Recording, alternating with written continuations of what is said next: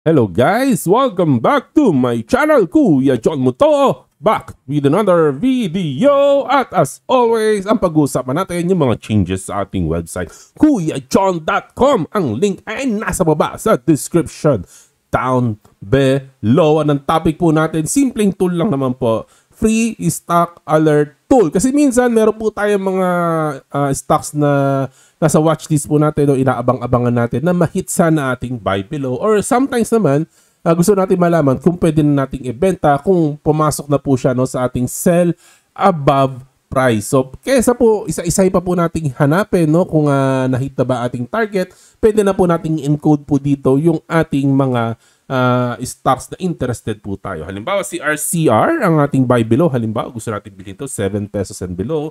At kapag na-hit na po niya ang 10 pesos, ibebenta na po natin. So, since ang last price po niya is 7.65 according to this tool, so hindi po siya buy below at hindi siya sell above. So, wala po tayong gagawin po dito.